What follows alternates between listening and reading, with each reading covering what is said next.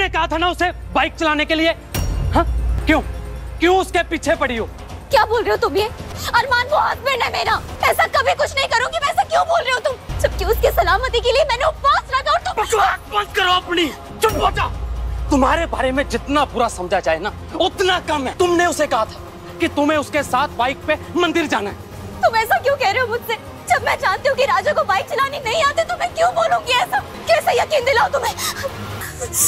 मैं बोल रही हूँ ना अरमान, मैंने कुछ नहीं किया। नाटक बंद कर अपना।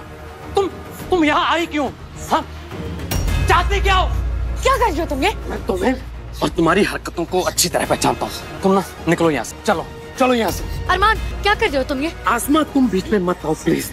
ये यहाँ नहीं रह सकती। सारे स्यापे ये दिया। चल यहाँ से। अरमान चल नहीं। आसमा साइड हो जाओ। अरमान ऐसे नहीं कर सकते, छोड़ो उसे। चलो चलो। तो दारिया के एपिसोड में हम देख रहे हैं किस तरीके से जो आलिया है ना, अब वो बहुत सारी हरकतें करने लगी है। अब आलिया ने अब राजा को परेशान करना शुरू कर दिया। हमने देखा था ना किस तरीके से जो आसमा है उसको चैलेंज करती है यहाँ पर आलिया को, और आलिया भी कहती है कि ठीक है मैं तुम्हें देख लूंगी। हमने पिछले एपिसोड में देखा था कि जो आलिया है उसकी मुंह दिखाई होती है, और यहाँ पर आसमा उसको चैलेंज करती है कि देखो अब मैं तुमसे किस तरीके का बदला लेती हूँ। क्योंकि यहाँ पर सामने आ गया ना कि राजा से उसने एक साजिश करी है शादी करने के लिए, उसकी प्लानिंग है, वो कोई प्यार व्यार नहीं करती है।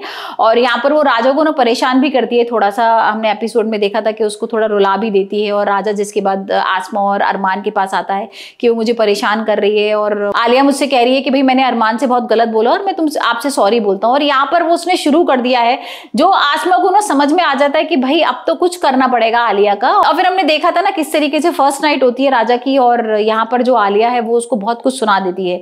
तो आसमा को कहीं ना कहीं बदला लेना ही होता है। फिर हम देख रहे हैं कि सुबह होती है और यहाँ पर आलिया के ऊपर वो बाल्टी भर के पानी गिरा देती है, और फिर आलिया चिल्लाती है कि तुम ये क्या कर रही हो। और आसमा कहती है भाई तुम मेरी देवरानी हो ना और बहू हो इस घर की, और अब हम रसोई की रस्म करने वाले, तो जल्दी से तैयार हो जाओ। और यहाँ पर हम देखेंगे कि भाई रसोई की जो रस्म है वो शुरू होगी, लेकिन उससे पहले जो आलिया है ना भाई वो राजा से बदला ले लेती है। वो क्या करती है, वो राजा को ना थोड़ा उकसाती है बाइक चलाने के लिए, और यहाँ पर राजा कहता है कि नहीं नहीं मैं तेज बाइक चलाऊंगा। यहाँ पर आसमा और अरमान रोकते भी है कि नहीं तुम नहीं चला पाओगे और तुम्हारे चोट लग जाएगी।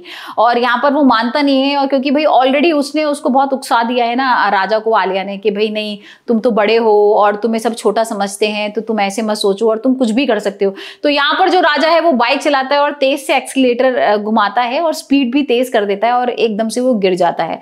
और यहाँ पर आसमा को डर लगता है, और आलिया फिर डायलॉग मारती है कि देखा ना तुम मुझसे पंगा मत लो, मैं कुछ भी कर सकती हूँ। और जो यहाँ पर आलिया बोलती है कि जो तुम्हारा सबसे इमोशनल वाला जो मेंबर है मेरे तुम्हारे घर का, वो मेरे हाथ में है, उसका जो रिमोट है ना वो मेरे हाथ में, तो मैं कुछ भी कर सकती हूँ। तो भाई अब देखते हैं कि किस तरीके से जो आसमा है वो आलिया से बदला लेगी और कैसे राजा को आलिया से बचाएगी।